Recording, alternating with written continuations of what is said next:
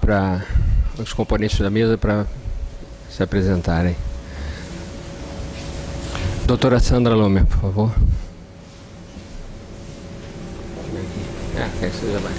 Primeira palestrante.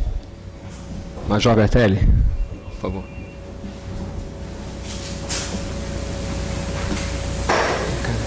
Por favor, aqui é o dono da casa.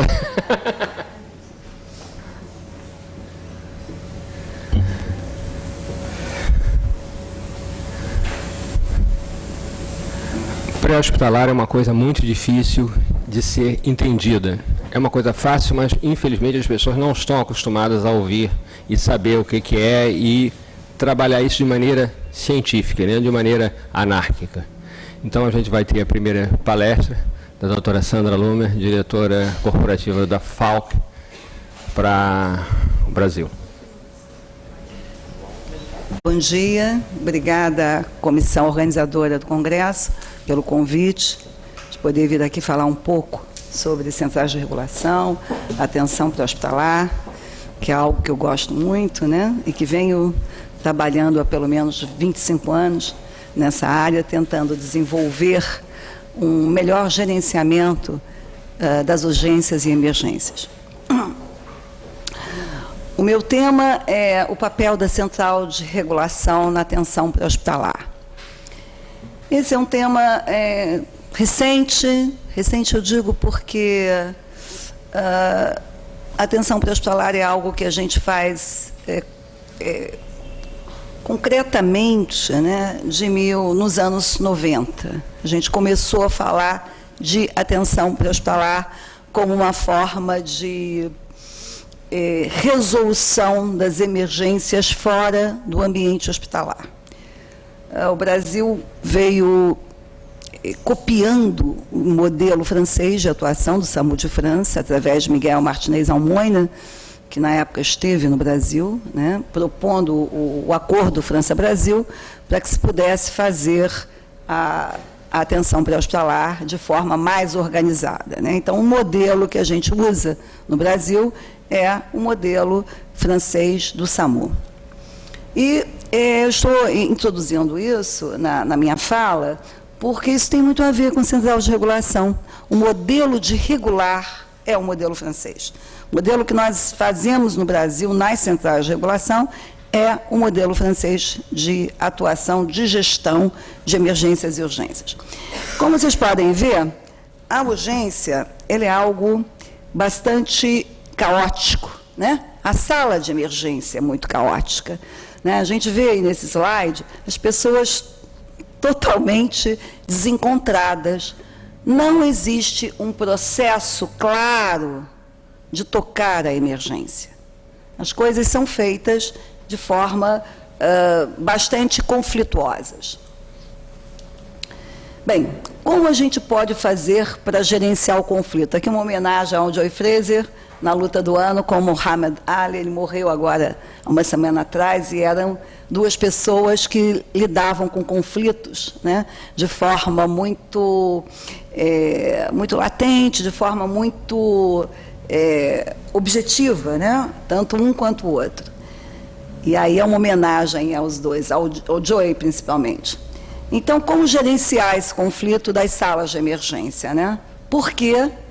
Né? Por que existe o conflito e como nós podemos gerenciar? Por quê? Por que nas emergências há a necessidade de gerenciá-la? É um processo, precisa ser gerenciado, não pode ser feito de forma aleatória. Eu cheguei, tem lá uma ambulância, eu mando, né? Não tem prioridade de envio, eu mando qualquer recurso, o recurso que eu acho naquele momento que está disponível, sem ter um planejamento prévio de envio desse recurso. Então, por quê? Diminuir o tempo-resposta nas emergências. Isso é fundamental, né? A emergência, para que ela seja efetiva, você tem um tempo-resposta.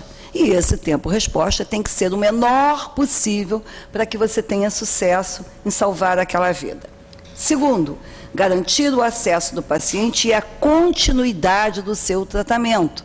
Se você vai assistir um paciente e esse paciente for atendido, né, no primeiro momento, e neste primeiro momento ele é conduzido, né, de forma para que seu tratamento possa ser desenvolvido, né, de forma mais rápida, né, e mais efetiva, você garante através da central de regulação. Por quê? Eu, na central, vou ter o recurso, eu vou dizer para você, olha, você pega o paciente, você dá o primeiro atendimento e você leva para o hospital X. Naquele hospital X, você vai ter o neurocirurgião, você vai ter o especialista, que vai dar continuidade ao tratamento que você iniciou, né? Então, você garante, quando você tem a central de regulação, quando você tem o serviço organizado, você garante a continuidade desse tratamento. Regular a porta de entrada dos serviços de emergência. Eu estou desenvolvendo uma pesquisa agora com o pessoal de Portugal, do INEM, que é o Instituto Nacional de Emergências Médicas, e eles são, vamos dizer, o nosso SAMU. Em Portugal, eles colocam os nomes diferentes, mas eles pertencem ao grupo de SAMU de França, e eles têm uma preocupação muito grande na regulação da porta de entrada.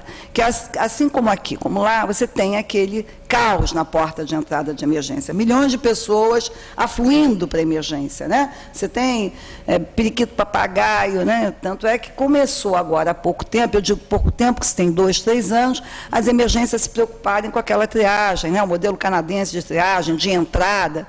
Miguel Couto inovou, e alguns hospitais públicos, eles tentaram fazer os modelos de triagem com enfermeiras e tudo mais. Só que esse recurso, ele exige treinamento. Né? Você pegar uma enfermeira, fica aí, vamos fazer a triagem. Né?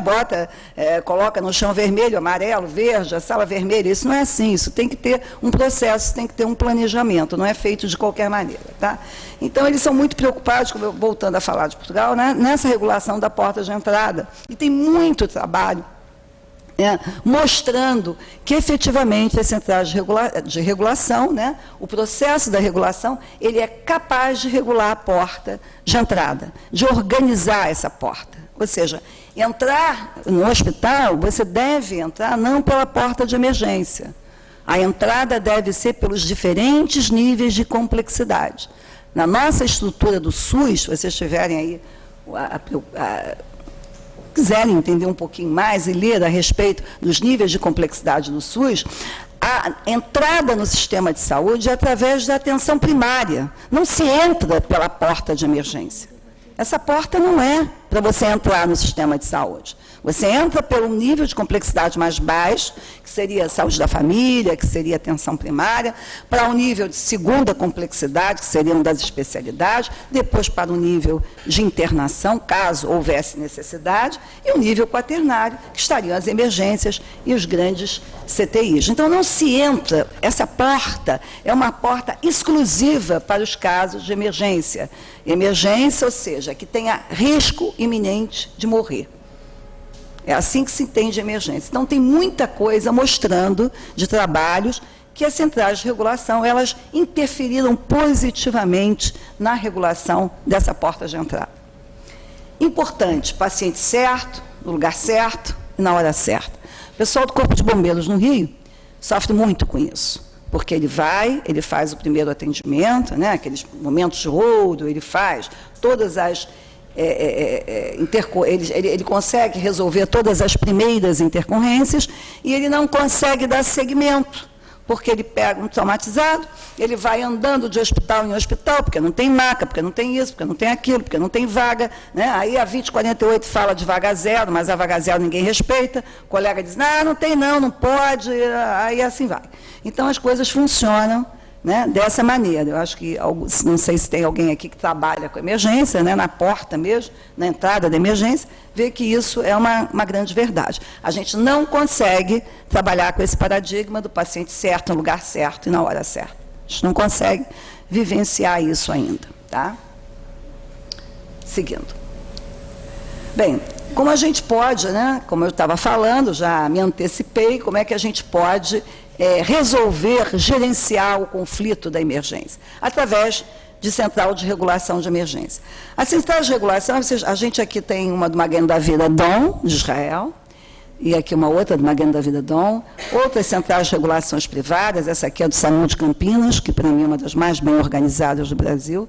Eles têm um processo de trabalho bem organizado, eu tive a oportunidade, aqui é do INEM também, muito boa. Essa aqui é da Tunísia, os tunisianos também, por incrível que pareça, agora eles estão dando voto às mulheres, mas eles já trabalham com um conceito de central de regulação bastante organizado, né? E lá eles têm uma grande área desértica, resgate no deserto, que é muito difícil. Então, e as comunicações também são difíceis, e eles conseguem trabalhar essas dificuldades muito bem através das centrais de regulação. E aqui uma de Saragoça. Então, o mundo todo, né, ele trabalha com centrais de regulação, né? A Espanha, a França, Portugal, a Europa inteira, os Estados Unidos. Eu estou falando mais de Europa, dos países nórdicos, inclusive a Dinamarca, né? Eles trabalham muito bem com centrais de regulação, porque eles têm um modelo francês de atuação, o médico dentro da unidade, ou seja, o médico na ambulância e o médico na central de regulação, tá? O modelo americano não, o modelo americano trabalha, né, com os TARMs, trabalha com o pessoal mais, os paramédicos na ponta, e um técnico de emergências médicas fazendo a regulação na sua central. O 9/11, ele trabalha de forma diferente do nosso modelo, por isso que eu apresento mais as centrais de regulação, porque é um modelo mais europeu, o modelo mesmo francês de atuar. Gestão de saúde. Para se entender como é que esse processo caminha dentro da central de regulação, eu trouxe esse diagrama do Ferreira, que é um cara lá da INSP, muito bom, que trabalha muito com gestão de saúde, né? E parece impossível, parece complicado fazer gerenciamento do conflito. Não é não, é fácil, não é tão difícil assim. Existem passos, né? É um processo, existem passos, e se você trabalhar bem esses passos, você efetivamente vai conseguir ter um resultado satisfatório. Então, aqui, só para ilustrar um exemplo, uma situação de saúde, no caso da emergência, uma crise hipertensiva, por exemplo. Como é que qual é o grande objetivo nessa situação de saúde, numa crise hipertensiva? Baixar a pressão arterial. Você quer baixar, você precisa baixar a pressão arterial. Para que você possa fazer isso, você tem que ter recursos. Você precisa ter um aparelho de pressão bem aferido, você precisa de ter uma pessoa treinada para avaliar a pressão arterial, tem pessoas que não sabem, profissionais de saúde que não sabem avaliar a pressão arterial, né? Então, você precisa de ter uma pessoa treinada em avaliar a pressão arterial, você precisa de ter o tratamento medicamentoso, né? Para que você possa ter sucesso, baixar essa pressão e etc., né, para que você tenha, ou seja, para que você caminhe dessa situação de saúde até uma ação, né, ou seja, a ação de baixar a pressão arterial, você necessita desses recursos. Quando esses recursos são ótimos, muito bons, você consegue ter um bom esfigmomanômetro, você consegue ter medicamentos antipertensivos capazes de baixar aquela pressão, você tem o que a gente chama de eficiência. Então, eu tenho aqui recursos ótimos para eu poder baixar a minha pressão. Eu tenho eficiência. Isso é importante para a gente. Quem é médico, a gente trabalha muito conceito técnico, médico, clínico.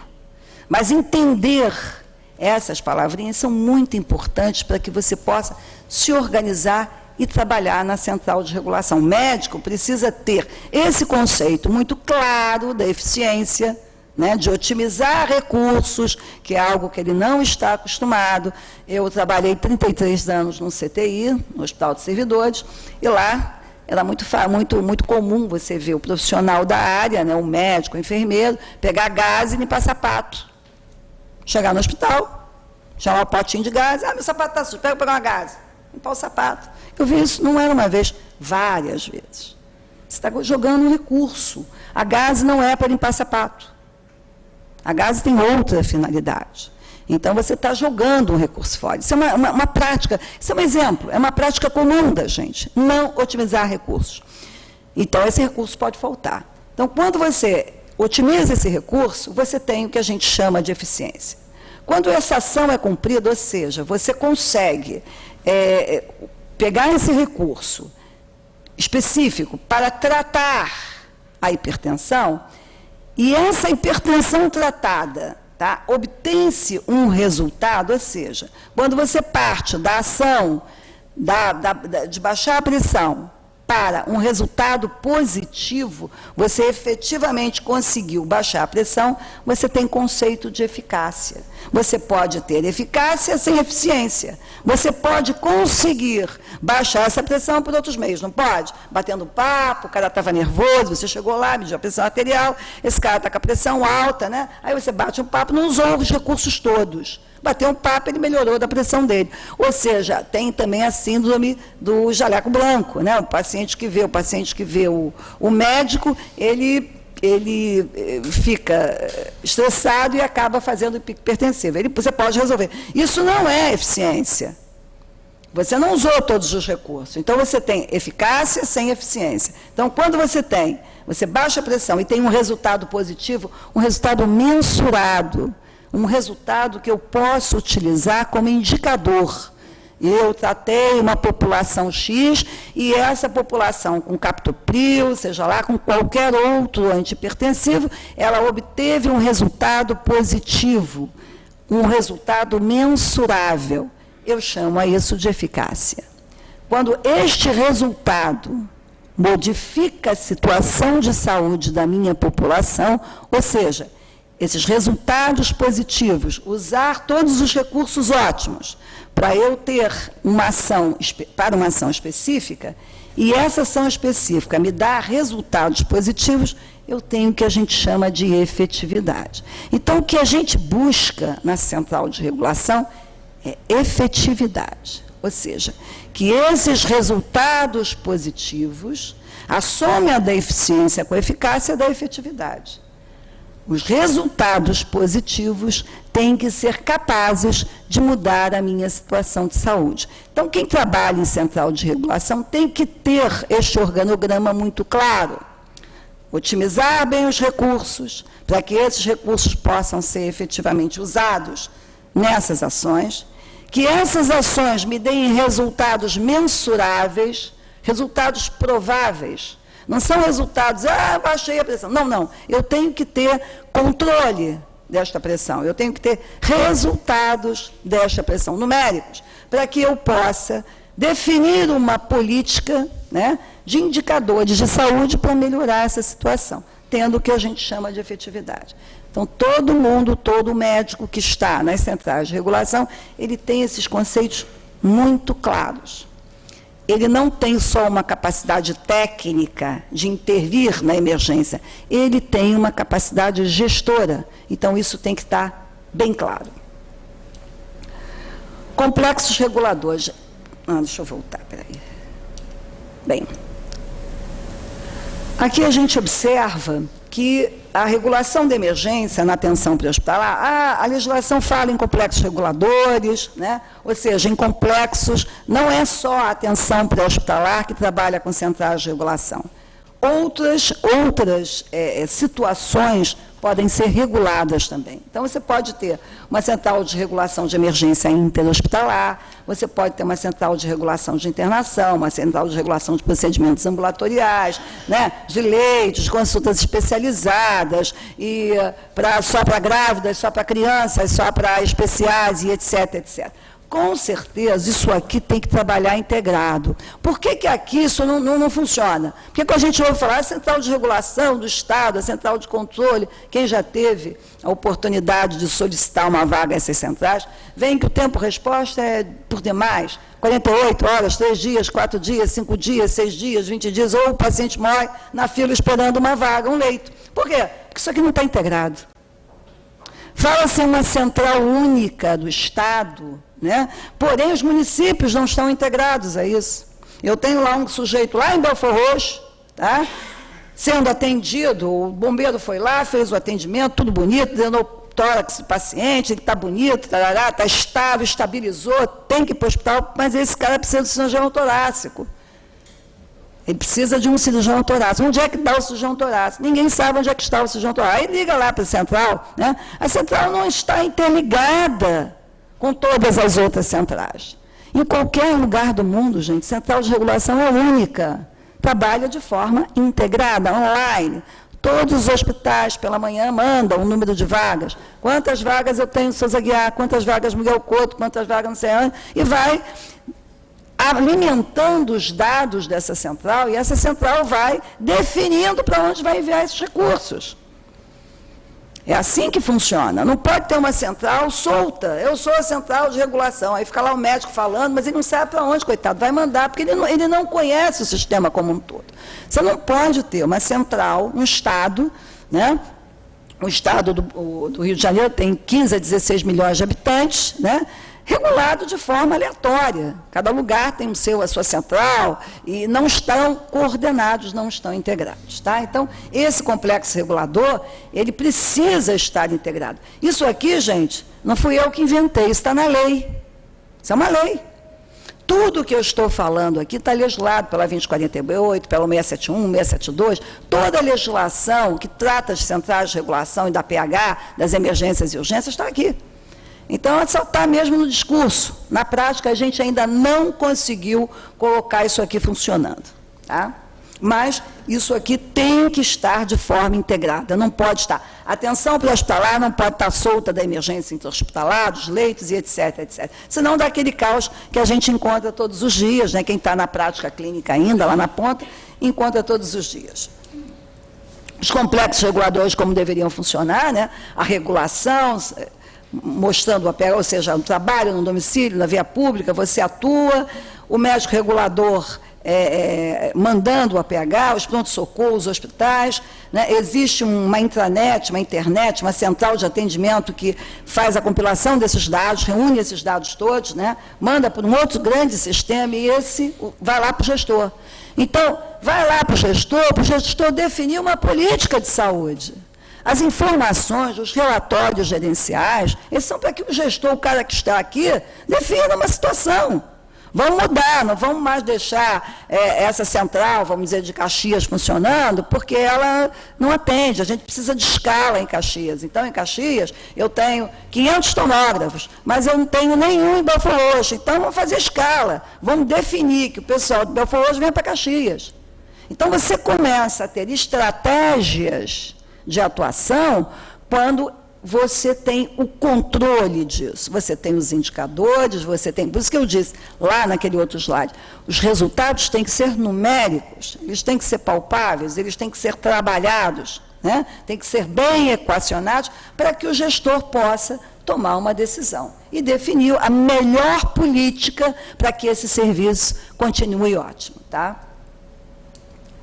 Essa é a portaria 2048, que todo mundo já conhece, vocês veem que ela é de 2002, 5 de novembro de 2002, e ela veio de alguma forma, né, porque antes de 2002, embora já existisse o Corpo de Bombeiros, o GSE, né, embora já existisse esse tipo de trabalho, o transporte sanitário e tudo mais, isso era feito ainda de forma aleatória. Na minha época, por exemplo, de estudante, e mesmo de hospital servidor, a gente saía muito naquelas ambulâncias todas quebradas, tem alguns colegas aqui mais ainda da minha época, né?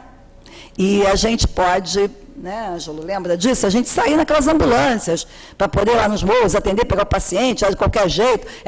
Era o médico, era o acadêmico, o motorista, uma bagunça danada, olha, era uma confusão. Então, isso veio, a 2048, ela veio sistematizar esse tipo de conduta, unir a atenção pré-hospitalar junto com todos os serviços de emergência e urgência. Eu acho que isso foi um grande ganho para nós que trabalhamos com a atenção pré-hospitalar, que trabalhamos em urgência e emergência, foi a portaria 2048. Infelizmente, muitos tópicos eu a conheço de trás para frente, de frente para trás, mas muitas coisas ainda não foram bem definidas, não estão bem aclaradas, né? Ainda tem muita coisa para a gente discutir dentro desta resolução. É uma pena porque ela é uma portaria, né? E com portaria ela é quase uma lei. Ela tem valor de lei, né? Ela tá legitimada como uma lei, ou seja, faça-se cumprir. E, infelizmente, a gente ainda não tem muita coisa que está na 2048, que está determinada, nem o Corpo de Bombeiros, nem o Estado, né? Nem a Federação trabalham a 2048 da forma que deveria ser trabalhada, porque aí eles iriam ver que existem vários erros, várias coisas que devem estar, muitas fragilidades, né, e que a gente deveria mudar muita coisa aqui dentro. Inclusive, quem faz essas portarias, essas resoluções, não são técnicos, não somos nós que estamos na ponta. Quem faz são pessoas, são estudiosos. Eles começam a compilar dados internacionais, fazem uma tradução e dizem, o modelo francês é bonito, então vamos adaptar o modelo francês aqui. Deve servir, né? Então, a coisa funciona muito a Bangu. Né? Nós não somos chamados, nós não somos questionados. Qual é a sua experiência? Você trabalha onde? Eu trabalho lá no Souza Guiar, estou plantão lá todo sábado. Ou então, sexta-feira à noite. Pô, esse cara é bom, bicho. Esse cara tem que ser ouvido. Esse cara tem uma experiência que você não tem. Esse cara está ali num plantão pesado. Bombeiro, o cara que está levando o paciente que atende na rua, esse cara tem que ser ouvido. Tem que fazer um seminário com esses colegas e perguntar para eles como é que é, o que você acha? Esse cara vai te dar muita informação, ele vai ser capaz de definir uma política efetiva, que vai mudar a situação de saúde. Ele vai passar por pelo paradigma todo da eficiência, da eficácia, e vai conseguir ser efetivo, porque ele é um sujeito que está ali na ponta, ele está no campo, ele está sofrendo, ele está vendo o que está acontecendo. Ele vai ter soluções. Não adianta vir o cara acadêmico, é mestrado, doutorado, não sei o quê.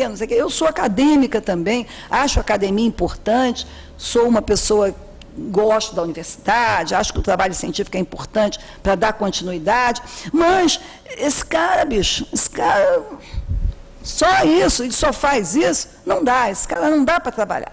Entendeu? Um cara que você tem que ter muito cuidado, né? Ele vai te ajudar porque ele tem ferramentas específicas próprias para poder até interpretar os teus questionamentos, ele vai vir com interpretações, porém, você vai ter que ouvir o cara que está lá na ponta. Não tem jeito, esse é o cara. A regulação médica das urgências, né, que fala que o capítulo 2 da 2048, falando que é o elemento ordenador, orientador, olha que bonito isso, do sistema de atenção integral às urgências. Olha como a lei é clara e bonita, né? A gente não faz nada disso, mas é isso aí que efetivamente a gente tem lá na lei, que estrutura a relação entre os vários serviços, qualificando, deixa eu voltar aqui, qualificando o fluxo dos pacientes no sistema, o fluxo dos pacientes no sistema e gerando uma porta de comunicação aberta ao público em geral, através da qual os pedidos de socorro são recebidos. Isso aqui até tem, porque a central de regulação você fala com o assistido diretamente, né? O assistido te liga e você define o melhor recurso a enviar. Mas você vê que a regulação, ela vem bem definida, bem clara na 2048.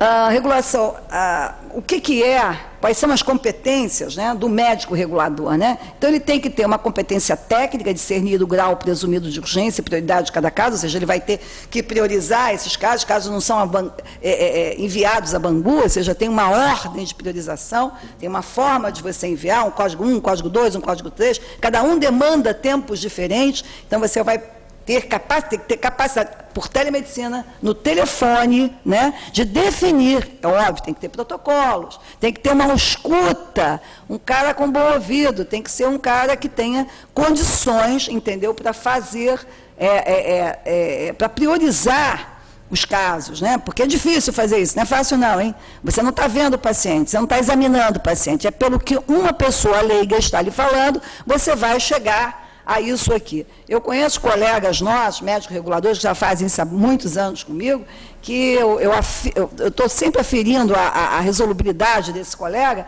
e é impressionante o número de acertos deles, 95%, 98%. Pela voz do paciente, ele já sabe se é emergência, se é urgência, entendeu? Se o cara está enrolando, se o cara está pedindo ambulância porque não tem nada. É impressionante como a escuta, trabalhar essa escuta e trabalhar os protocolos é importante aqui, tá? Uma competência gestora, ou seja, ter autoridade, olha coisa importante, delegada pelos gestores, para decidir sobre os meios disponíveis, acionando-os de acordo com o seu julgamento. Isso não acontece. Se pegar uma central de regulação, um colega, coitado, fica vendido. O médico regulador no Estado, ele está vendido, porque ele não tem essa capacidade, essa autoridade. Dizem para ele que ele tem essa autoridade, ou seja, ele é o sujeito, ele fala pelo gestor lá de cima. Ele fala pelo prefeito, pelo secretário de Estado, mas ele não tem isso aqui. Isso está no 2048. O médico regulador pode exigir que o paciente, tá, seja atendido numa determinada unidade hospitalar. Ele pode dizer, olha, eu quero que fique aí. Eu estou definindo que tem um leito, aqui na minha planilha diz que tem um leito disponível, e o paciente vai ficar aí. Ah, mas vai vir amanhã, o cara vai internar amanhã, o cara toma cirurgia. Não vai, não. Você desmarca. Isso eletivo não pode ser. Importante, né? A regulação do setor privado de atendimento, profissionais da área de segurança, corpo de bombeiros, policiais rodoviários, isso tudo tem que estar trabalhando de forma integrada. Não pode estar solto, como eu falei. Então, isso tudo está dentro do complexo regulador. Então, o Estado pode lançar mão de AIHs, né, de todo aquele sistema de financiamento do SUS, para usar a rede privada também. Tá? Outra coisa que ele não usa, está lá na 2048. Operação de serviço, deixa eu correr um pouquinho, que eu já estou muito passada, né? Vamos lá.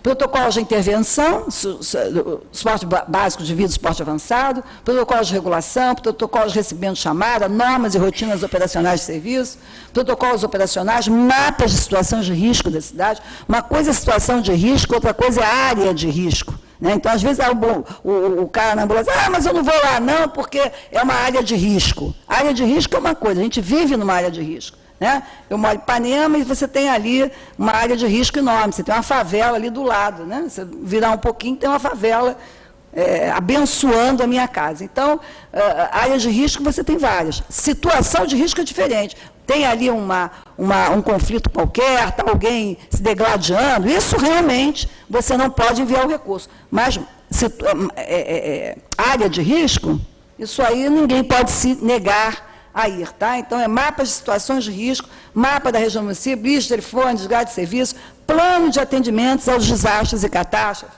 retaguarda hospitalar. Vocês viram com aquele problema que teve em Friburgo? Eu mesmo mandei algumas ambulâncias lá para dar uma ajuda ao município. Foi uma confusão. Não havia uma integração do Corpo de Bombeiros com os outros, com as empresas privadas. Eles pediram apoio, porque é óbvio, no momento de um desastre, né, você não tem condições, sozinho, de dar resposta com recursos. Você vai precisar de integrar recursos, com a iniciativa privada, seja lá com quem for. Mas você tem que ter um protocolo de intenções. Eu tenho que saber, o comando é do Corpo de Bombeiro, ótimo, está o quê? Defesa Civil assume o comando, mas qual é a estratégia dela? Eu tenho que conhecer a estratégia dela, não chegar lá, botar 10 ambulâncias e pronto, fica lá todo mundo batendo cabeças, 10 ambulâncias, você não sabe, entendeu? Então, esses protocolos, esses planos, têm que existir de forma integrada com a iniciativa privada, não é de forma isolada. Então, é o Estado, é o município, é a federação, é o Corpo de Bombeiros, seja lá quem for, todo mundo trabalhando de forma integrada com o atendimento privado também, ok? E a retaguarda hospitalar, que é o maior problema que a gente tem hoje, né, de você alocar os pacientes, é efetivamente na retaguarda hospitalar, que você não tem uma retaguarda hospitalar prévia por especialidade. Né? Então, tá o Hospital Miguel Couto, ele faz todos os turnos. Chega lá, o cara não foi hoje. Hoje ele não veio. Não, ele não veio e ninguém substituiu. Entendeu? E eu não sei disso. A central de regulação não é informada de que falta esse profissional lá. Então, até o controle, a gestão de recursos humanos é importante. Então, não é só gerenciar o atendimento de emergência e urgência. É tudo que está atrás desse tipo de gestão, ok? Um processo de coordenação médica, eu botei mais ou menos como médico regulador, ele procede, ou seja, você tem o cliente, você tem a regulação médica, há uma qualificação pelo médico regulador, ele define em códigos, tá? Ou é uma orientação médica por telefone, ou o código 0, que é uma orientação médica por telefone, ele define que aquilo não é uma urgência, não é uma emergência, ele não vai enviar nenhum recurso, ele pode medicar por telefone sintomáticos, ele não pode medicar antibiótico, inflamatórios por telefone. Ele pode definir uma conduta de sintomáticos e, num tempo que ele vai combinar com o paciente, ele vai retornar esta ligação para saber como foi essa evolução. Então, eu liguei, estou com uma dor de cabeça, não tenho outros sinais e sintomas, então eu digo, olha, o senhor está acostumado a tomar dipirona? Estou. O senhor tem na sua casa? Eu tenho. Então, o senhor toma dipirona, daqui a 15, 20 minutos, né, eu vou ligar para o senhor para saber se houve resposta, se não houve, se o senhor agora está vomitando, se tem dor de cabeça, se a cabeça piorou. Então, você trata isso como orientação médica por telefone. A orientação médica por telefone bem feita é aquela quando você termina o seu plantão, o paciente está ótimo, está maravilhoso, saiu, foi embora foi ao mercado, foi ao teatro, foi ao cinema, ou seja, ele efetivamente melhorou. Você conseguiu ter resposta à tua orientação a esse paciente. Então, você tem que acompanhá-lo ao longo do dia. Não é, orientou, pronto, largou e o cara daqui a pouco teve uma convulsão e pronto, e morreu. Não é por aí, tá? O código 1, que são as emergências, o código 2, que são as urgências, e o código 3 não é uma urgência nem uma emergência, mas é o que a gente chama de um procedimento que ele tem um caráter mais comercial. Você tem um atendimento no shopping, o paciente fez uma torção, caiu na escada rolante, não tem nada demais, não é uma emergência, não é uma urgência, ele pode dali até ir para casa, porém você está num ambiente inseguro, você está num ambiente de mídia, você está num ambiente em que o paciente está exposto, então você deve, né, atender esse paciente sim. A gente chama disso de urgência comercial, né? O Martins Almoina, num dos trabalhos dele, ele vem trabalhando muito isso, ele vem apontando isso como uma necessidade nas centrais de regulação. Você tem um despacho, um cara que vai despachar as unidades para você, e aqui você tem que ter um banco de dados. Isso é importante. Toda a informação deve ir a um banco de dados para ser trabalhada depois e ela voltar como uma política própria para você melhorar o seu serviço. Você, o despacho, manda para a equipe, e aí lá vai a tua ambulância, vai lá o teu recurso, para fazer o procedimento. A resolução 671, ou seja, o 671, eu não sei se alguém já teve a curiosidade de ler, a 671 ela é uma compilação da 2048, só que ela vem mais esclarecedora dentro dos aspectos técnicos médicos, tá? Ela fala da classificação de atendimentos por código, né? Código 1, vermelho, código 2, amarelo, o código 3, ela vem definindo isso, a 671, e tem a 672 também, que eu não coloquei aí, ela só trata do transporte sanitário, das remoções, né? Quando você faz as remoções interhospitalares, tipicamente, ela diz quais são os direitos e deveres, quem assina, se o paciente morreu ou não morreu dentro da ambulância, morreu dentro da ambulância, como é que faz, como é que não faz. Então, 672, ela define as condições do paciente em transporte sanitário.